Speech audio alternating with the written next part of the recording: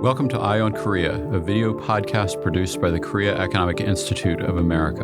Join us for in-depth conversations with experts and policymakers as we explore issues in Korea's economic and political relationship with the United States and how these issues may influence South Korea's regional strategies and its global relationships. Hi, this is Arius Derr. I'm the Director of Communications here at the Korea Economic Institute of America, or KEI. I'm joined today by Dr. Clint. He's our Director of Academic Affairs and Fellow here at KEI. And he is here to talk about a fascinating new project tentatively titled Siloed No More, the U.S. South Korea Alliance in a Taiwan Conflict. Once the report is published, we'll, of course, put the full name and a link in the show notes. But for now, let's dive into it. What motivated this special research project?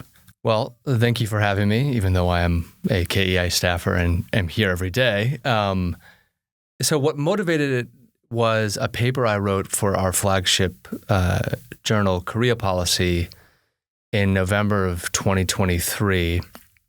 And the title of that paper was Rhetoric versus Reality, Seoul and Washington's Strategic Alignment on Taiwan.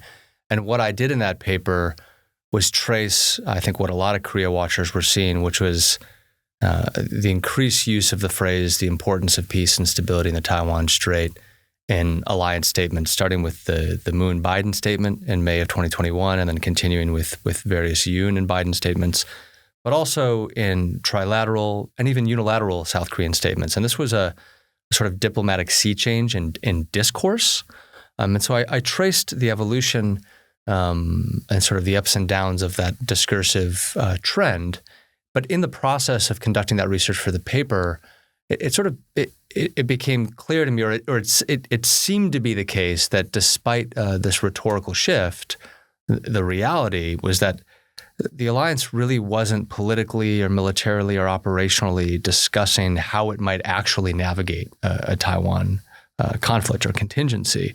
And so I wanted to build on that and I interviewed dozens of U.S. and ROK participants, who I refer to as respondents in the report, to try to get behind that top-line diplomatic rhetoric and ask them, about the evolution of that rhetoric. What is the state of official alliance discussions, if at all, about a Taiwan conflict? What challenges are there to having those discussions? What obstacles might there be? And then also, in the event of a conflict, what are some of the key dynamics or issues that the alliance would have to navigate? Now, there's a lot of threads that we could pull on. You've done a really excellent job of not just getting a variety of sources, but also organizing it, I think, in a really accessible way. I'm wondering if you could maybe just sort of take us through what was the evolution of the current state of U.S. ROK Alliance signaling on Taiwan, as respondents told you, right? Sure. And then, in addition, what are the official alliance discussions about a Taiwan conflict or contingency that you were informed about in your conversations? Sure. I think that's actually a good place to start. I did present, and this is maybe more germane to the latter portion of our conversation, but I think I should state it up front. I did present all the respondents with whom I spoke a clear conflict scenario, and I borrowed this from existing open source wargaming reports. And this involved a combination of direct kinetic strikes initiated by China on the island of Taiwan on critical infrastructure, on military targets, as well as the initiation of a blockade, but it was only semi-implemented as the scenario laid out. So this was something that would be qualitatively more severe than any of the crises we've seen in the last several decades, really ever. But something that was still in its early stages, concentrated on and around Taiwan, but did include direct engagement between PRC and Taiwanese forces, as well as PRC and U.S. forces. So the U.S. had elected to intervene, and there were growing casualties in the hundreds on each side. So that itself, the scenario, raises multiple questions, but I didn't so much get into a conversation where I wanted to fight the scenario with my respondents. It was more of a sort of galvanizing or forcing function to the conversation to sort of motivate, okay, this is happening, or in this sort of event, where are we? But going back to the other part of your question, Arius, asking respondents about this evolution and signaling, which I had traced. And what was really interesting was in the case of both progressive and conservative South Korean administrations, various respondents indicated that despite the sort of diplomatic sea change that I mentioned and the more expansive use of this phrasing of the importance of peace and stability in the Taiwan Strait, and even directly linking it to peace and security on the Korean Peninsula, for both progressive and conservative South Korean administrations, it was really less about an innate concern about Taiwan or even a commitment to act in the event of a Taiwan conflict, and more about intra-alliance and more Korean Peninsular-centric motivations for why they adopted this language. And so just very briefly, in the case of the Moon administration, it was really more about garnering U.S. support for trying to re-engage with North Korea in the last year of the Moon administration.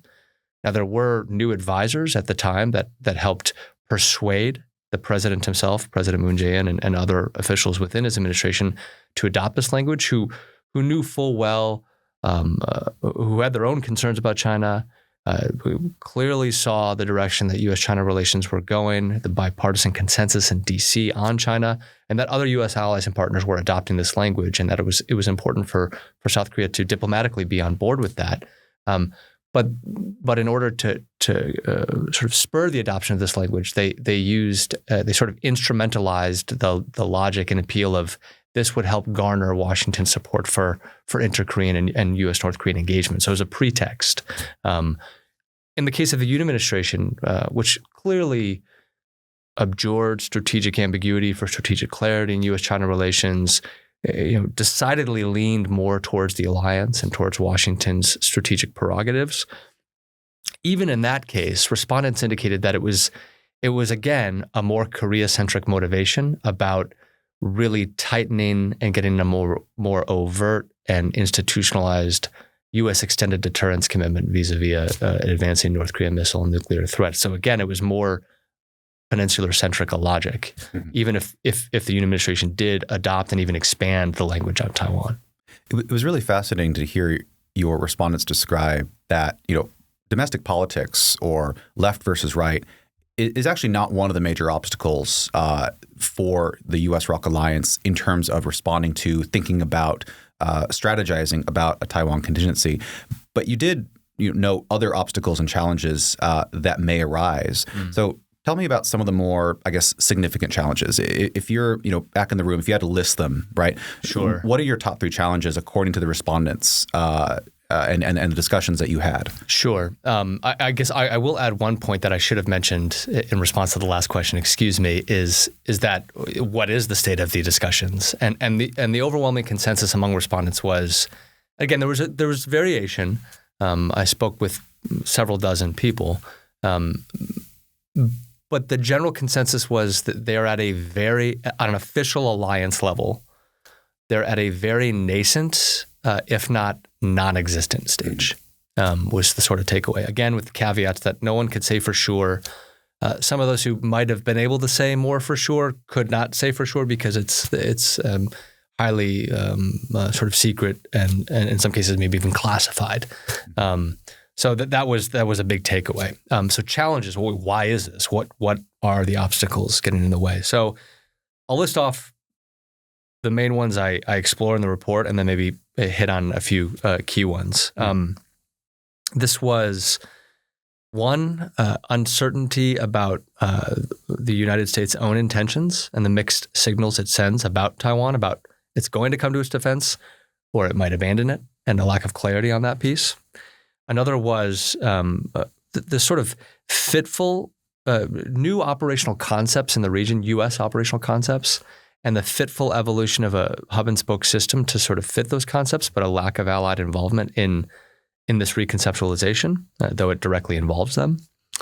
Another was faulty assumptions about other allies and alliances' involvement, Japan, Australia, the Philippines, and how this could disincentivize U.S. ROK discussions. Something you just alluded to, really complex and hyper-partisan domestic politics within South Korea and complex views of China and how they're interconnected with that partisanship. And also various decision-making and bureaucratic dynamics within South Korea's foreign policy and national security establishment.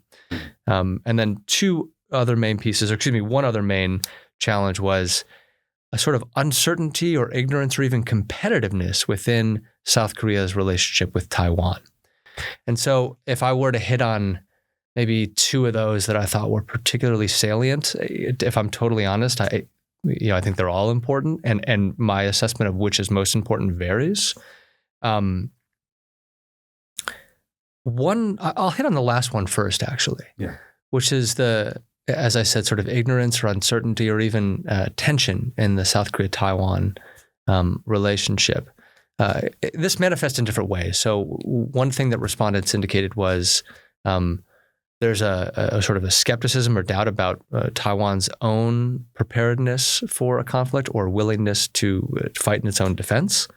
And so the question was raised, if Taiwan doesn't think a conflict is likely or they're not prepared to defend themselves, why should South Korea be concerned about it? Other respondents highlighted that, the more regular security and defense-related engagement with Taipei would help clarify some of these doubts, but that to engage in such cooperation would immediately risk China's anger and ire and potential backlash. So there's sort of a catch-22 there. Other respondents noted that despite the clear economic linkages between South Korea and Taiwan, and of course the energy and trade flows through the sea lanes of communication in the Taiwan Strait and around the area, there's a lingering ignorance about just how deep those connections are and just how immediate the effect would be on the Korean Peninsula in the event of a conflict, not just among the Korean populace and sort of ordinary citizens, but even among South Korean policymakers. And another piece to this was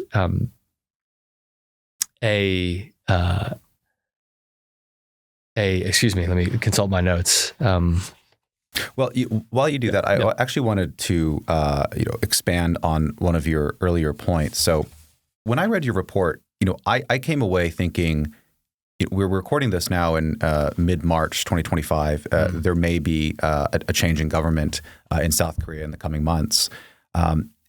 What I got from this report was that whether it's a conservative or a Democrat in the new presidential office, actually the U.S. ROK Alliance is going to be pretty consistent, right? You're not going to see actually these big sort of shifts, even though in mainstream media and sort of, I think, conventional wisdom, there is this interpretation that right of center in Korea or left of center in Korea, relates to different foreign policy outcomes insofar as it affects the alliance.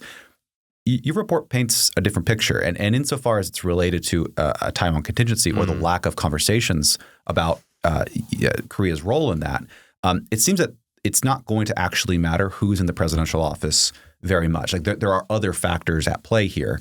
But you also just said that the South Korea-China relationship is actually one of the big things. So I was hoping you could just sort of unpack what the difference there that I might be seeing. Sure. No, I'm happy you asked that because that would have been maybe the second of the challenges or obstacles that I mentioned, top line, that I would dig into a little deeper.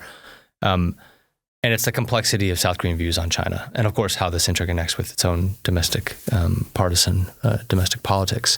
And so one key observation among multiple respondents, U.S. and South Korean, was despite what is a growing and even solidified consensus within Washington, D.C. in the U.S. about China and U.S.-China competition and adversarial relationship, there's nowhere near that consensus within South Korea. Now, respondents did importantly highlight or acknowledge what many people have commented on in the previous years, which is increasingly negative public sentiment within South Korea towards China. And there's public polling data that bears this out. Again, it's quite consistent. It's not a small sample size at this point. But that even so, this itself is not indicative of a view of China as an adversary or a military threat. That view doesn't hold a lot of weight in South Korea.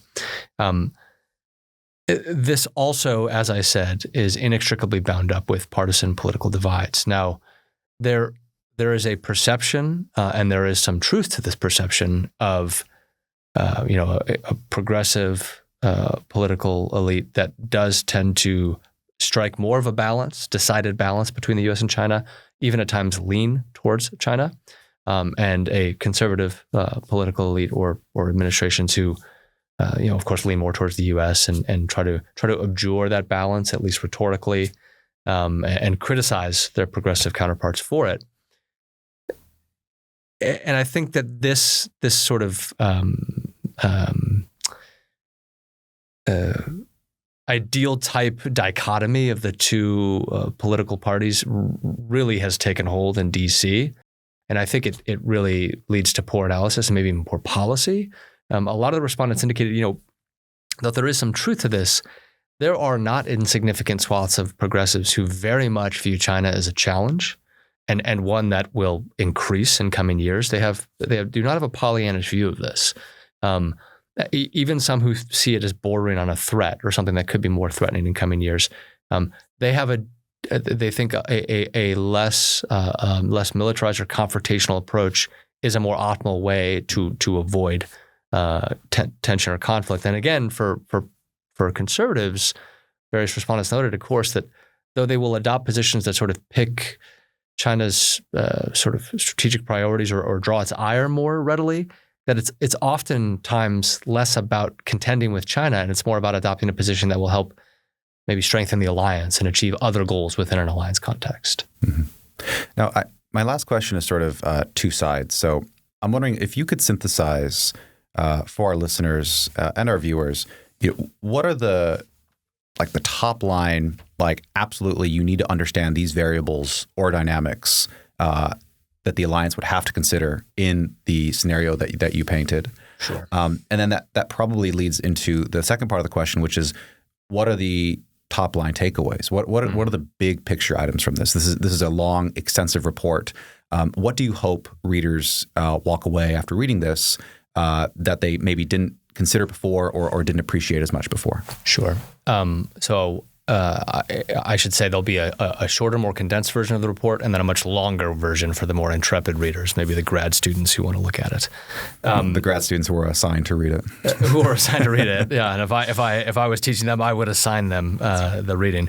But again, I'll mention the key things, key issues or dynamics that came up in conversations about navigating an actual conflict. And then I'll dig into maybe one or two of them. The United States forces Korea's strategic flexibility. The potential role of U.S. forces on the Korean Peninsula in a Taiwan conflict is one key issue. Related to that, thinking about how the U.S. and the alliance would recalibrate or reconceptualize the U.S. force posture and structure in light of maybe its inability to be flexible as currently constituted. A third was, it's not really about the USFK potentially leaving or being strategically flexible. It's about forces that are slated to come to the Korean Peninsula in the event of a Korean conflict, no longer being able to do so because of a Taiwan conflict.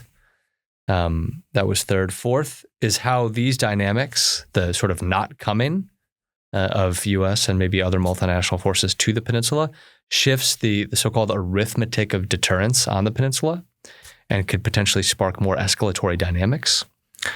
Related to that, but I think deserving of its own section, was how this gave rise to the need for enhanced nuclear reassurance on the part of South Korea from the U.S., and even a discussion by multiple respondents, particularly South Koreans, but some U.S. as well, about South Korea's own nuclear weapons in this context and how this would help assure and also maybe embolden South Korea to be a more active participant in the event of a conflict over Taiwan.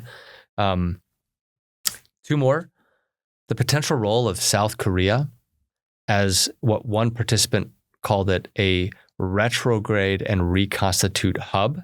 So this is a sort of could potentially be controversial, and this is something I get into in more detail in the report. But think of rear area support par excellence in many different ways, from medevac to the Korean Peninsula, of course, NEO of civilians from Taiwan elsewhere, maybe to the Korean Peninsula, sustainment and logistics support from the Korean Peninsula, which has incredible national capacities, fuel and munition support. Again, I get into a lot of detail, but this is sort of multifaceted.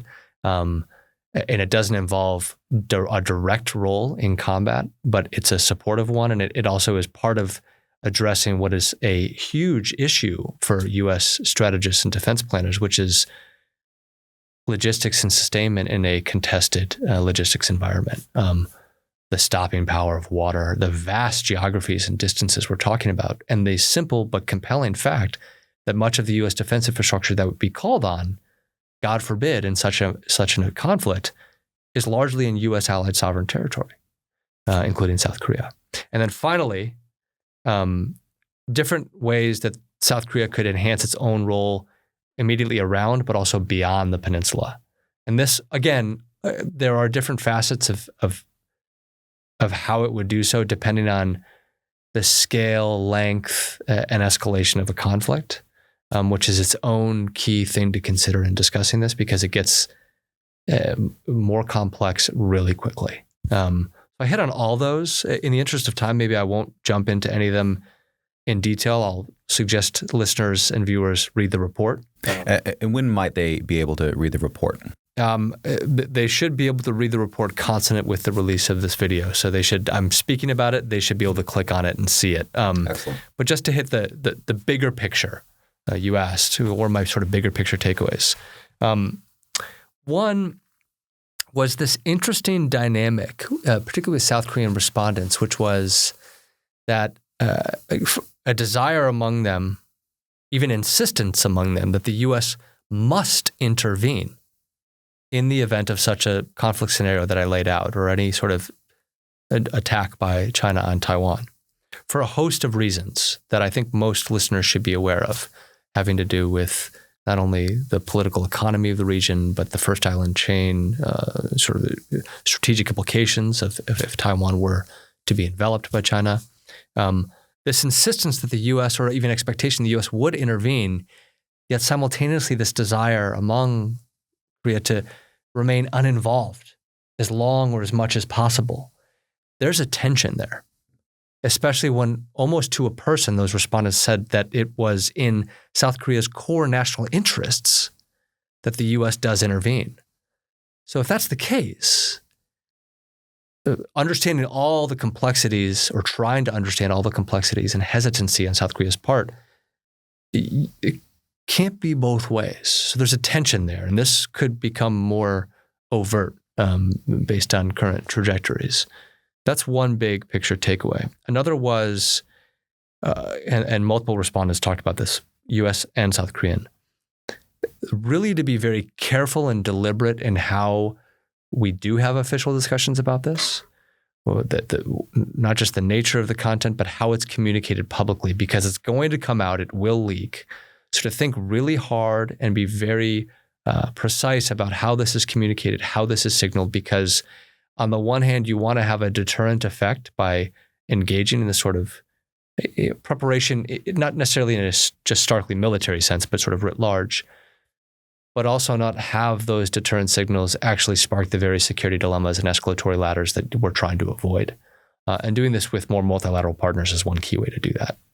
And then the last key big takeaway I'll mention is also what in part motivated this project, which is I think we as Americans, as experts in DC, but in allied capitals, really need to critically interrogate our assumptions about such a conflict, allied involvement or non-involvement in such a conflict, and really grapple with the stark complexities involved in this. Because for me, it had a real inuring effect. And what I mean by that is, one, on the one hand, it drove me to want to investigate this more, to get a better picture of it. But also, this is so complex and goes wrong so many ways so quickly that we really need to double down on diplomatic options and pathways with the Chinese to avoid this sort of conflict, because no one wins in this conflict.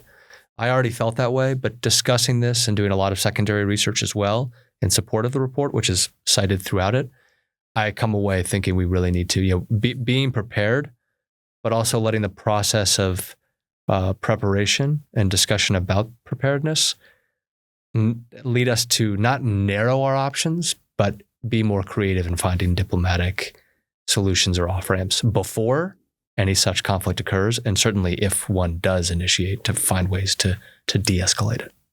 Well, I feel like we've just scratched the surface of this excellent report. I think that you've also done something that very few people who are writing about this can do well in long form, which is you write very well, you write very accessibly. You do not need to be a Taiwan expert or a Korea expert or an international relations specialist to really understand a lot of the big messages that you are trying to get across. I'm grateful to have read an advanced draft of this, and once the show goes out, you'll be able to read a full version of the report in the show notes. Thank you, Dr. Clint Work. Thank you for having me, Arius.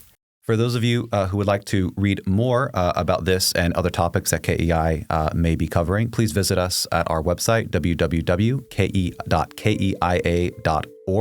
Thanks, everyone. If you enjoyed this episode, be sure to like the podcast, subscribe so you won't miss the next one, and leave a review to help others discover the show. Follow the Korea Economic Institute of America on social media or visit keia.org for more resources, events, and expert analysis on Korea. We'll see you next time on Eye on Korea.